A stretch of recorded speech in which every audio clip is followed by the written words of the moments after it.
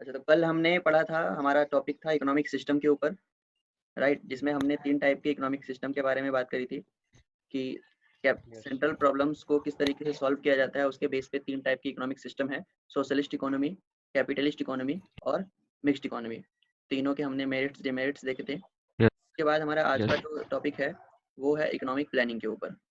तो देखो, economic planning is a yes process, ये आपको पहले भी पता है कि इकोनॉमिक प्लानिंग क्या होता है। एक यस प्रोसेस होता है जिसमें जो सेंट्रल अथॉरिटी होती है कंट्री की, central authority of the country defines a set of goals to be achieved with in a specified period, sets out a plan to achieve those goals keeping in view the country's resources. यानी कि जो central authority होती है government country की, वो कुछ goals को decide करती है और उन गोल्स को एक स्पेसिफाइड पीरियड ऑफ टाइम में हमें अचीव करना होता है।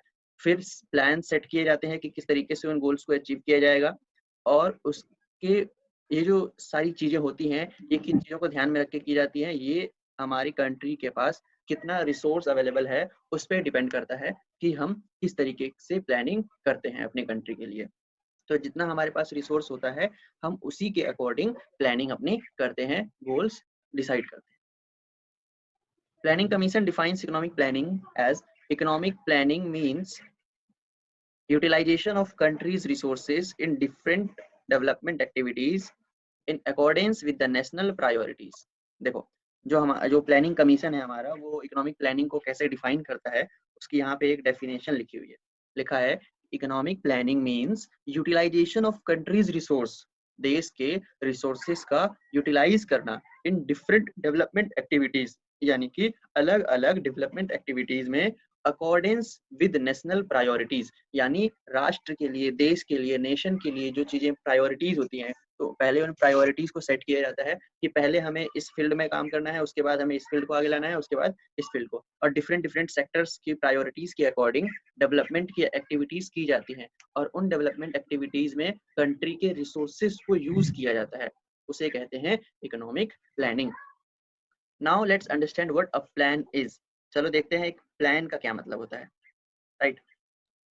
A plan spells out how the resources of national should be efficiently, यहाँ पर L आएगा, D गलती से मिसप्रिंट हो गया है, efficiently utilized, यानी कि प्लान जो है वो हमें बताता है कि रिसोर्स जो है देश का, नेशन का रिसोर्स जो है, उसको इफिशिएंटली किस तरीके से यूटिलाइज किया जा सके। इफिशिएंटली यूटिलाइज करने का मतलब है कि कम से कम रिसोर्स में ज्यादा से ज्यादा उसका प्रॉफिट किस तरीके से, आउटपुट उससे निकाला जा सके।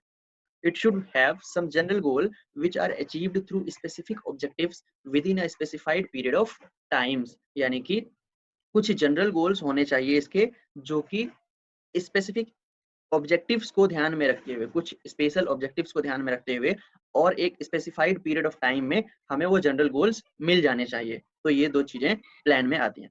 To formulate plans, planning commission was set up in 1950 under the chairmanship of Jawaharlal Nehru, the first prime minister of independent India. तो यहाँ पर एक जीके की बात है कि प्लानिंग कमीशन जो है इंडिया में, वो 1950 में बनाया गया था, इस्टेब्लिश किया गया था, जिसके चेयरमैन जो थे वो थे हमारे first prime minister of India, Pandit Jawaharlal Nehru. Its aim was to promote rapid rise in standard of living of people, increase production and offer employment opportunities in India। देखो, अब इसका एम क्या था, प्लानिंग कमीशन जो हमने बनाया, क्यों बनाया, इसका एम था कि ये प्रमोट करे rapid rise of standard of living of the people, यानी लोगों के लाइफ स्टाइल में, स्टैंडर्ड ऑफ लिविंग में एक रैपिड राइज लाना था, यानी एक तरीके से तेजी से उसको सुधारना था स्टैंडर्ड ऑफ लिविंग को। Increase production and offer employment opportunities, production को इंक्रीज करना था और एम्प्लॉयमेंट अपॉर्चुनिटीज को बढ़ाना था।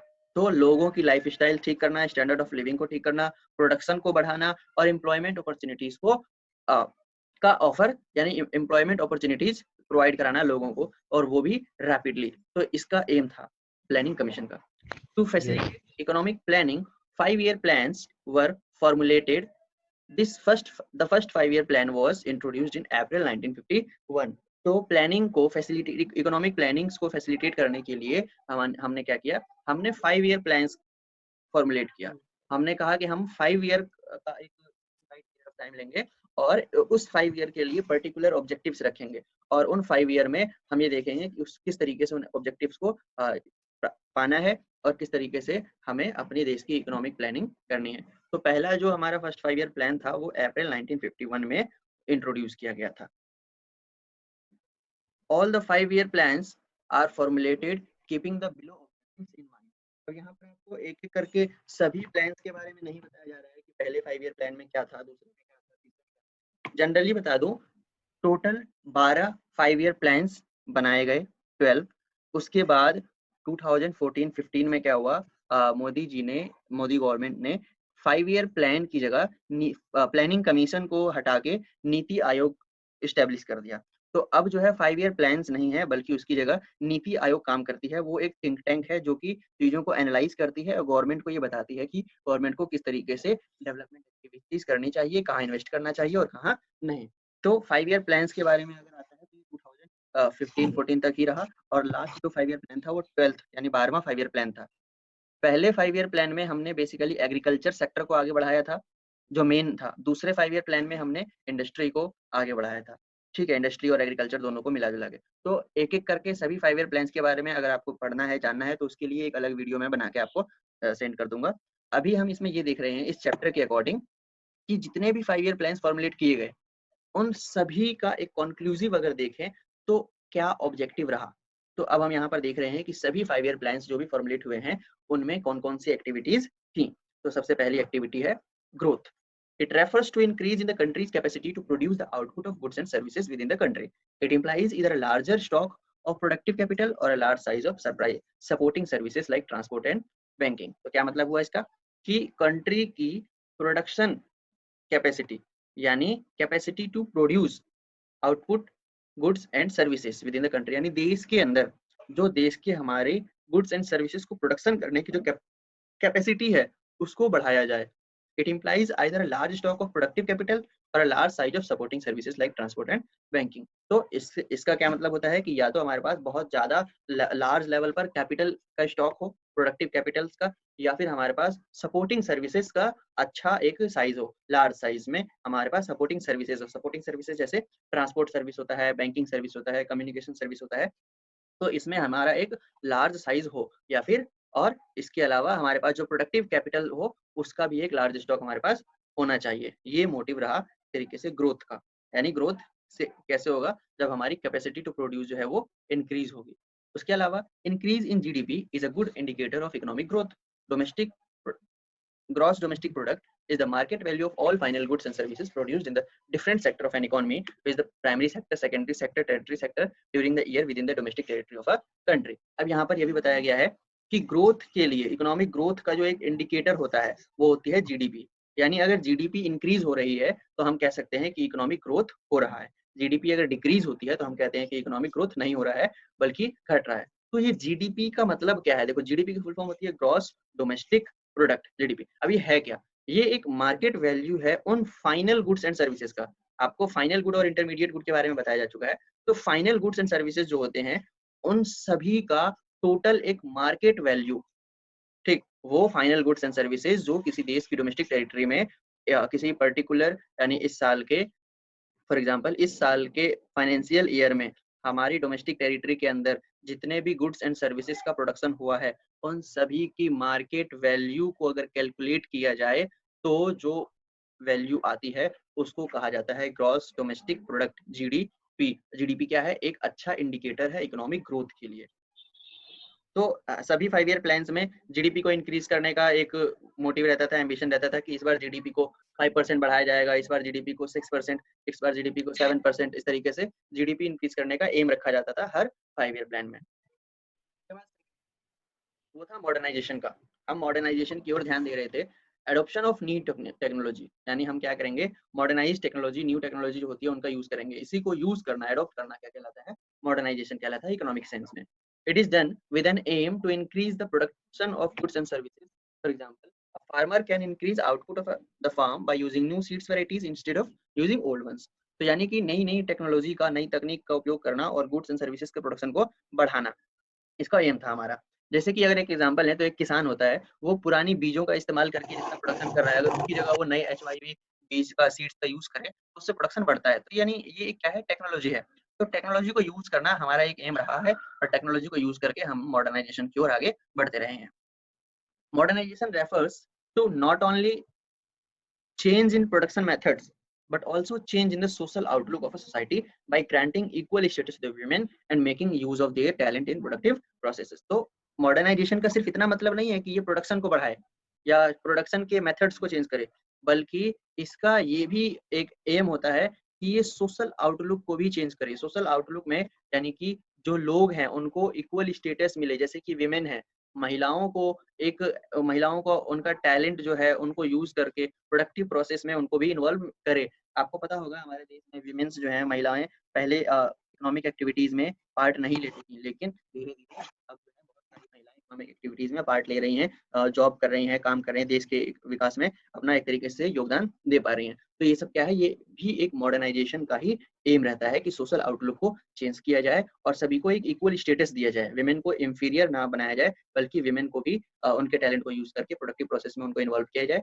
और उनको भी सोसाइटी में इक्वल स्टेटस मिले। उसके बाद हमारा जो अगला एम रहा वो था सेल्फ रिलायंस का। सेल्फ रिलायंस का मतलब होता है सेल्फ रिलायंस का। सेल्फ रिलायंस का क्या मतलब होता है, देखो, a nation can promote economic growth and modernization by using its own resources और by using resources imported from other nations. यानी कि क्या मतलब हुआ कि एक देश जो है अपने इकोनॉमिक ग्रोथ को प्रमोट कर सकता है, मॉडर्नाइज कर सकता है किस तरीके से, या तो वो अपना रिसोर्स यूज करे यूजिंग देयर ओन रिसोर्सेज, या फिर वो उन रिसोर्सेज को यूज करे जो उसने इंपोर्ट किया है दूसरे कंट्रीज से। यानी कि इकोनॉमिक ग्रोथ और मॉडर्नाइजेशन को प्रमोट करने के लिए दो ऑप्शन है, या तो अपने देश के रिसोर्सेज को यूज करो या फिर जो दूसरे देशों से इंपोर्ट किया गया, मंगवाया गया रिसोर्स है उसका यूज करके। The first 7 5-year plans gave importance to self reliance by avoiding imports. तो हमारे 1 से 7 तक जो 5-year प्लान्स रहे उनमें हमने क्या किया, हमने दूसरे कंट्रीज से रिसोर्सेज को ना मंगवाकर जो रिसोर्स हमारे पास थे उसको हमने खुद अपने देश के अंदर अपने रिसोर्स को यूज किया, ठीक है, और इम्पोर्ट्स को अवॉइड किया। This policy was considered necessary in order to reduce our dependence on foreign countries, especially for food। तो ये जो एक तरीके से सेल्फ रिलायंस की जो पॉलिसी थी इसको जरूरी एक नेसेसिटी समझा गया, और ये in order to reduce our dependence on foreign countries, तो दूसरे देशों के ऊपर हम डिपेंड ना हो, इसीलिए ये पॉलिसी जो है बहुत जरूरी मानी गई। और स्पेशली अगर हम बात करें तो फूड के मामले में, फूड के लिए इस पॉलिसी को सबसे ज्यादा नेसेसरी माना गया कि फूड के लिए हम किसी दूसरे कंट्री पर तो डिपेंड बिल्कुल भी नहीं होंगे, क्योंकि हमारी कंट्री में एग्रीकल्चर सेक्टर जो था वो काफी अच्छा था, प्रोडक्शन अच्छा हो पा रहा था, तो इसलिए हम दूसरे कंट्री से फूड इंपोर्ट नहीं करेंगे और कुछ और चीजें जो हम खुद अपने यहाँ प्रोड्यूस कर सकते हैं उसको अपने यहाँ ही प्रोड्यूस करेंगे, दूसरी कंट्री से इंपोर्ट नहीं करेंगे। नेक्स्ट जो हमारा एम्बिशन था, पर्पस था, ऑब्जेक्टिव था, वो था इक्विटी लाना। क्या होता है equity? It refers to reduction in disparity of income और वेल्थ। यानी कि इनकम में या वेल्थ में जो डिस्पैरिटी है, जो एक तरीके से उतार चढ़ाव है, अलग अलग है लोगों की इनकम, लोगों के पास वेल्थ जो है वो अलग अलग है, किसी के पास बहुत ज्यादा है, किसी के पास बहुत कम है, तो जो इस टाइप की डिस्पैरिटी है उसको रिड्यूस करना by uplifting weaker section of the society. यानी कि जो हमारे समाज का दबा कुचला एक तरीके से वीकर सेक्शन है, जो गरीब कमजोर सेक्शन है, इकोनॉमिकली वीकर सेक्शन जो है सोसाइटी का, उसको आगे लाना, उसका अपलिफ्टमेंट करना, उसको इम्प्रूव करना, उसकी लाइफ स्टैंडर्ड ऑफ लाइफ को इम्प्रूव करना और उसके इनकम को, वेल्थ को इंक्रीज करना, एक तरीके से क्या कहलाता है, equity. It also refers to distribution of economic power equally or in such way that every Indian should be able to meet his or her basic needs such as food, a decent house, education, healthcare, etc. तो अब ये जो equity है इसका मतलब distribution of economic power से भी है, यानी कि इकोनॉमिक पावर को इक्वली डिस्ट्रीब्यूट किया जाए ताकि सभी इंडियंस को, इंडिया के जितने भी लोग हैं, सभी अपने अपने बेसिक नीड्स को अचीव कर सके। बेसिक नीड्स जैसे कि फूड हो गया, एक डिसेंट घर हो गया, एजुकेशन हो गया, हेल्थ केयर हो गया, ये सारी चीजें। तो ये सब चीजें जो हैं एक तरीके से सभी लोगों की बेसिक नीड कहलाती हैं। तो इक्विटी यहाँ से डिसेंट हाउस क्या होगा इसमें? क्या डिसेंट हाउस का मीनिंग क्या होगा सर? डिसेंट हाउस, सर आपने बोला फूड डिसेंट डिसेंट। हाउस का मतलब हुआ एक ऐसा ठीक ठाक घर, जैसे कि पक्का मकान समझ लो। ठीक, अब एक पर्सन है जिसके बारे में जानना जरूरी है हमारे लिए, जिनका पूरा नाम है प्रशांत चंद्र महालनोबिस, जिसको पीसी महालनोबिस के नाम से भी जाना जाता है। इनको आर्किटेक्ट ऑफ इंडियन प्लानिंग कहा जाता है। पीसी महालनोबिस इनको आर्किटेक्ट ऑफ इंडियन प्लानिंग कहा जाता है, क्योंकि इन्होंने प्लानिंग को लेकर इंडिया के लिए बहुत सारे काम किए। चलिए इनके बारे में जानते हैं। Prashant Chandra Mahalanobis was born in 1893 in Calcutta. He was educated at Presidency College in Calcutta and at Cambridge University in England. तो इन्होंने कैलकाटा से प्रेसिडेंसी कॉलेज में पढ़ाई की, उसके बाद इन्होंने कैम्ब्रिज यूनिवर्सिटी से भी पढ़ाई करी, जो कि इंग्लैंड में है। His contribution to the subject of statistics brought him international fame. इन्होंने स्टैटिस्टिक्स में स्टैटिस्टिक्स सब्जेक्ट आपने 11th क्लास में पढ़ा था, उसमें भी इनका बहुत ज्यादा रोल था, जिसकी वजह से इन्हें एक इंटरनेशनल लेवल पर इनकी पहचान बनी। In 1946 he was made a fellow member of Britain's Royal Society. Britain Royal Society है, जो कि one of the most prestigious organisation of the scientist है, यानी कि साइंटिस्ट लोगों की एक बहुत अच्छी प्रीसियस्ट ऑर्गेनाइजेशन है ब्रिटेन रॉयल सोसाइटी, जिसके मेंबर भी इन्हें 1946 में बनाया गया था। Mahalanobis established the Indian Statistical Institute in Calcutta and started a journal संख्या। तो इन्होंने इंडियन स्टैटिस्टिकल इंस्टीट्यूट की एस्टेब्लिशमेंट करी और इन्होंने एक जर्नल लिखना शुरू किया, जिसका नाम था संख्या। Mahalanobis had contributed a lot in the formulation of our 5-year plans. The second plan became the landmark of his contribution. यानी अगर महालनोबिस की हम बात करते हैं तो पीसी महालनोबिस ने जो हमारा सेकंड 5-year प्लान था, बेसिकली वो पूरा का पूरा प्लान जो है वो इन्होंने डिजाइन किया था और फॉर्मुलेट भी इन्होंने किया था। तो वो जो कंट्रीब्यूशन था इनका सेकंड 5-year प्लान में, वो एक लैंडमार्क साबित हुआ, क्योंकि वो प्लान काफी सक्सेस रहा। तो सेकंड 5-year प्लान में आप इनके कंट्रीब्यूशन को जानते हो 5 year, ठीक है। During the second plan period, Mahalanobis invited many distinguished economists from India and abroad to advise him on India's economic development. इन्होंने क्या किया सेकंड 5-year प्लान में, बहुत सारे अलग अलग इकोनॉमिस्ट को इंडिया इनवाइट किया, दूसरे देशों से, अपने देश से, सभी लोगों को हम इसने पीसी महालनोबिस ने इनवाइट किया, ताकि वो लोग सब मिलकर इंडिया के इकोनॉमिक डेवलपमेंट के लिए कोई एडवाइस दे सके। Some of these economists became Nobel Prize winners later, which shows that he could identify individuals with talent. और जिन लोगों को पीसी महालनोबिस ने इनवाइट किया था एडवाइस करने के लिए, वो लोग उनमें से कुछ बाद में चलकर नोबेल प्राइज विनर भी बने, जिससे हमें ये पता लगता है कि पीसी महालनोबिस जो हैं वो इंडिविजुअल के टैलेंट को पहचानने में बहुत माहिर थे। वो आसानी से लोगों के टैलेंट को आइडेंटिफाई कर लेते थे।